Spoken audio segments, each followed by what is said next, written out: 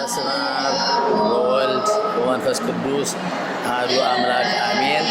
ክርስቶስ ተንሥአ እሙታን በዐቢይ ኃይል ወሥልጣን አሰሮ ለሰይጣን ሰላም ሆነ። እግዚአብሔር ከሁላችን ጋር ይሁን። አባታችን ፈቃደኛ ሆኖ ጥያቄያችን ለመመለስ እዚህ ስለተገኙልን በእግዚአብሔር ስም እናመሰግናለን። መጀመሪያ እኛ ብናውቀውትም እንግዲህ ለተመልካች ስሞትን ከዛ ደግሞ የሚያገለግሉበትን እንደበር አድርገው የሚያስታውቁልን። እሺ፣ እግዚአብሔር ይስጥልኝ። ስሜ እንግዲህ መሪጌታ ብስራት ካሳሁን እባላለሁ። የፍራንክፈርት ሐመረ ብርሃን ቅዱስ ገብርኤል ቤተክርስቲያን አገልጋይ ካህን እንዲሁም አስተዳዳሪ ነኝ። ስሜ እንዲህ ይመስላል። እሺ፣ ዝማሬ ተዋህዶ ለስንተኛ ጊዜ ነው የሚካሄደው? እንደገና ደግሞ ምዕመኑ በየዓመቱ እንዲመጡ ሁሉም ምዕመኖች እንዲሳተፉ የምስጋናው ፕሮግራም አብረው እንዲያመሰግኑ የሚሉት ለምዕመኑ የሚሉት ነገር። እሺ፣ እንግዲህ ዝማሬ ተዋህዶ አሁን ሲከበር ሁለተኛ ዓመቱ ነው። መጀመሪያ ከመመስረቱ በፊት ይህን ሀሳብ በሰንበት ትምህርት ቤቱ አሳሳቢነት አንዳንድ የሰንበት ትምህርት ቤት ወጣቶች የዝማሬን ያስፈልገናል በተለይም ህፃናቱን እዛ ሀገር የተወለዱትን ልጆች ለማገናኘት ዓላማው እሱ ነው። ከዛም ደግሞ ወላጆችም በልጆች ምክንያት ይገናኛሉ ተብሎ የዝማሬ ቀን አንድ ቀን እናድርግ ተብሎ አምና ታስቦ አስታውሳለሁኝ። በነነዌ አካባቢ ነው ሀሳብ የተነሳው። ነነዌ ጾም ላይ ነው። እንደው ስሙን ሁሉ የተለያዩ ስሞች አውጥተን ይሄ ቀለል ይላል ተብሎ የዝማሬ ተዋህዶ እንደተመሰረተ ያጭር ጊዜ ትታችን ነው። ዘንድሮ ደግሞ በሁለተኛ እንደዚያው ነው። አሁን የሚታየው በእውነቱ በተለይም ልጆች እዛ ሀገር የተወለዱ ልጆች በዚህ አካባቢ አውሮፓ ያሉ አብዛኞቹ ልጆች መገናኘት እንደሚፈልጉ ነው የተረዳ ነው። እና ይሄ ሲጀመር የመጀመሪያው ልጆች ነው። ቀጥሎም እናትና አባቶች ቤተክርስቲያንን ማገናኘት ሲሆን በዓሉ የቤተክርስቲያንና የወጣቶች በዓል ነው የታሰበው። ይህ በተሻለ መልኩ ይቀጥላል የሚል ተስፋ አለን። አሁንም ቢሆን የዘንድሮም ልዩ ነው። ያምናው ደግሞ በተለይ ከዚህም የደመቀ ነበር። ዘንድሮ ትንሽ የመቀነስ አይነት ይታያል።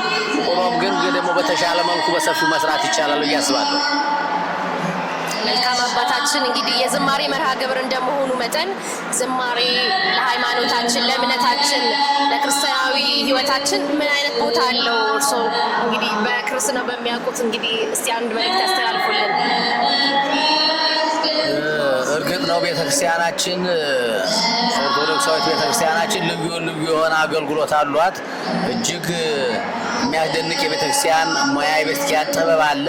ከዛ መካከል ግን ምዕመናኑንም ወጣቱንም ሕፃናቱንም የሚያገናኘው አንደኛው ክፍል መዝሙር ነው።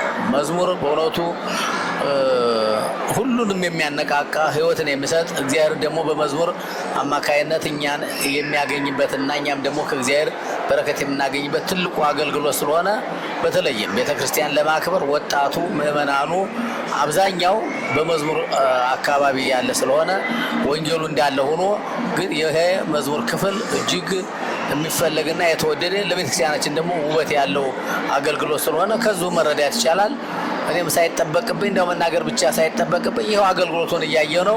በተለያየ መልኩ በገናው፣ ክራሩ፣ መሰንቆ መሳሪያውን አጅቦ መዝሙሩ የተለያየ ክፍል ያለው ስለሆነ እጅግ አስፈላጊና ቀጣይነት ያለው ለቤተክርስቲያናችን ደግሞ ልዩ አገልግሎት የሚሰጥ መሆኑ ግልጽ ነው።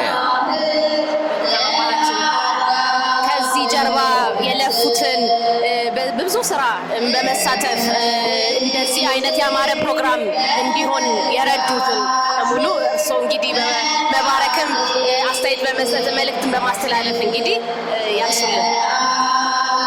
እሺ፣ እንግዲህ እገሌ ብዬ መጥራት ለእኔ እንትን አይልም። ምክንያቱም የተወሰኑትን ማወቅ ብዙ ደግሞ በጀርባ ያለ ስለሆነ ሁሉም ለዚህ አስተዋጽኦ በእውነት የቤተክርስቲያን ካህናትም በሚመጥናቸው በደረጃው አለ። ሰንበት ትምህርት ቤቱ ግን በቅርበት ስለማውቅ ብዙ ዋጋ ከፍሎ ብዙ ድካም ቢያንስ ለ6 ወር ለ5 ወር ያለ ረፍት ተሰርቶ እንደዚህ ላይ እንደቀረበ እናያለን። በዛም አንጻር ደግሞ ውጤቱ የዚህ ሁሉ ስራ ውጤት መዝሙሩ ነው። እያያችሁት ነው። እንዴት ህፃናቱ ማዕከላውያኑ እንደገና ደግሞ ሰንበት ትምህርት ቤቱ ራሱ ይሄን ብዙ ተደክሞበት ነውና አገልግሎቱ እንደው ዝም ብሎ ተነስቶ የሚገለገል አገራት ብዙ ድካም ያለበት ነው። ስለዚህ እግዚአብሔር በቀጣዩ ደግሞ የተሻለ አገልግሎት እንድንሰጥ የተሻለ ስራ እንድንሰራ እግዚአብሔር ይርዳ። በአጠቃላይ ግን ለዚህ ለደከሙ ሁሉ እግዚአብሔር በረከቱን ያድልናል። አሜን። አባታችን እናመሰግናለን።